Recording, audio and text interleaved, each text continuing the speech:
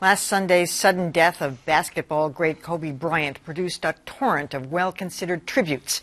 Unfortunately, the reporting also caused confusion and heated debate over what's fair game in the aftermath of a tragic death. About an hour after the helicopter carrying Kobe Bryant and 8 others went down in the Santa Monica foothills, the website TMZ was reporting Bryant was dead.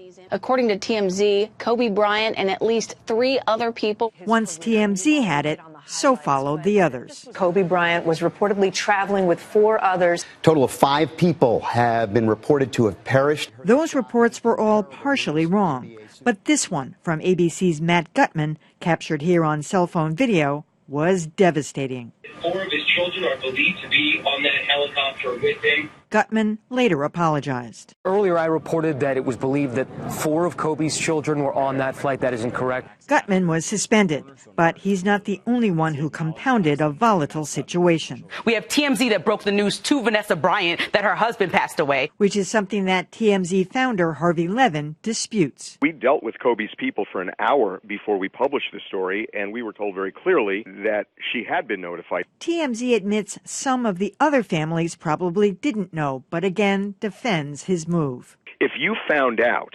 that Kobe Bryant had died on a helicopter and confirmed it, would you wait 8 hours until they publish the names of the people? But beyond TMZ breaking the news in the fog of misreporting, there was the matter of whether it was fair to mention the 2003 rape allegation against Bryant. It is an unquestionably ugly part of his legacy.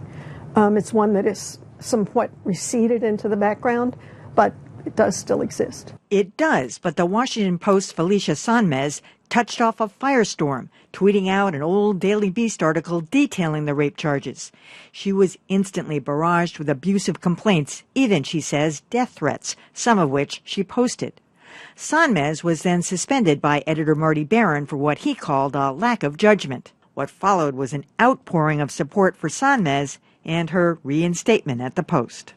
All right, we're going to kind of divide this into chunks here, starting with the way it was reported, breaking news from TMZ, and some of the errors. I was not as troubled by the errors as some people were. I mean, what Matt Gutman said was wrong, and because it was so wrong, it put him in a category by himself, but it wasn't any more wrong. I was out in L.A. when this happened. There was all kinds of stuff. We were listening to KTLA radio. You know, people were saying, oh, it was his oldest daughter. They were saying things with certainty. I mean, in these kind of circumstances, you can't be certain. He didn't say it with certainty. I thought the punishment was a little tough. I happen to agree with Harvey Levin from TMZ. Once you've confirmed it, and he claims he verified it with Kobe's people, and they said, go with it. And Vanessa Bryant did not find out about her husband's death through TMZ. Yeah, I mean, I agree with you about TMZ. It does seem like they did what they should do before they reported this. And I think that a lot of people maybe in the mainstream media are unhappy that they got beaten by TMZ once again. Now, this thing with Matt Gutman, I have to say, before they suspended him, they must have conducted some sort of an inquiry into who his sources were and why he went with this.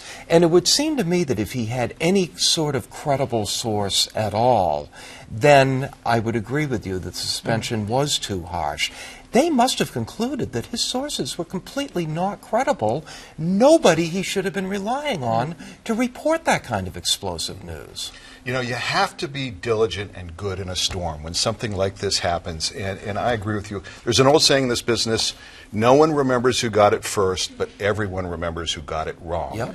And you really have to, in a situation like this, be diligent and verify information. He didn't. It might have been a little harsh, the punishment, but I think it was justified for them to look like they care about this. I will say one other thing. These kinds of things, in my experience, whether it's network level, Los Angeles, Boston, South Bend, Indiana, they tend to happen more on weekends because staffing is way lower, and part of that staffing is editorial control. And sometimes people go with things without getting, I think, the proper vetting in other layers of an organization. Working at a place which is in no way like TMZ, My first instinct here was to be judgmental. How when I thought that they had broken the news to his wife, how could they possibly have done that? But if I try to imagine an analogous situation, even working at WGBH, if I learned that some eminent local figure had met a tragic end, honestly, I think I'd be pushing to get the news out there as soon as possible, even if I didn't know that their loved ones had been notified, simply because that, I don't know if it's competitive instinct, but that rush to put out, that desire to put out important info as fast as possible would take over. So I'm more sympathetic as I think about what they did than I initially was. You still have to be right, though. Yeah, well, absolutely. You have to be right. So I will say, Dan, to your point, TMZ confirmed that it was Kobe, but I don't know that the people said go with it. That was their decision. That's what he said. But no, I didn't hear him say that's what Harvey Levin. He said they confirmed it. I didn't hear him say. Well, I listened to the whole interview. He said go with it, that they said go with it. Okay, because that was not what I came away with. I just came away with, they're saying they confirmed that it was definitely him. So I think, first of all, after Michael Jackson's death, when they reported that exclusively, I think you have to take them seriously. And they have sources everywhere, particularly on the death count for anybody, any of the celebrities. So I would tend to believe them more than not that they had it right. They have become a legitimate part of the media feeding chain. Yeah, so so that's the first thing that I would say. Now, with regard to, and so do they go with it without notifying the other people? That seems harsh, but I don't think they had a choice at that point, because at that point it's out, and then everybody who's on the helicopter, all those people could figure out, oh my God, my loved one was on that helicopter. It's out at that point. Well, let's move on to the discussion about when it was appropriate to bring up the rape charges. Once again, I was in LA, and it came up almost instantaneously. In some, the tributes are there, and of course there was the incident. I mean, everybody brought it up. The question is, what happened with Felicia Sanmez from the Washington Post. It was before it had been confirmed it was Kobe Bryant. TMZ had it out there, but there was no confirmation from the LA Sheriff's Office that it was he or anybody else on that helicopter. She tweeted out an article from the Daily Beast, which was really an encapsulation of the police report from that 2003 rape incident. Very detailed. Very detailed. It was graphic. It was, and to me, I thought, frankly, it was a political statement on her part. And Marty Barron simply called it poor, a lack of judgment. I happen to agree with him. I thought the punishment didn't fit the crime. She shouldn't have been suspended even for a second. And, she was reinstated. But I agree it was a lack of judgment. I don't think I agree with you there. I mean, I feel, and I know that not everyone agrees, it is natural to take the full measure of someone's life when a big name dies. The pushback you always hear is, well, now's not the time to talk about it. Now is exactly the time to take stock of the good and bad involving an individual when they pass away, especially someone as sort of huge in stature as he was. And there's another reason. So in principle, I think, absolutely, let's talk about the good and the bad. In addition, part of Kobe Bryant's legacy is that after that allegation, which we should note resulted in a civil settlement, he was not convicted criminally, but he said in this civil case, I can understand why she didn't, I understand now she did not feel that it was consensual. Part of his legacy is that he went on to have 4 daughters and to become this really passionate advocate for women's basketball, which is unusual among former NBA players. He mentored all these people, and I think that there's key context for that in the rape allegation. It's part of the story. It's complicated, but it's richer if you tell the whole thing. And it could also be that he had 4 daughters, too. Yeah. Well, that's what I mentioned. Yeah. I could say so much about this. I'll just say this. The Washington Post mishandled this. I did think that Felicia Sanmez should have waited somewhere between 2 days and a week before doing what she did.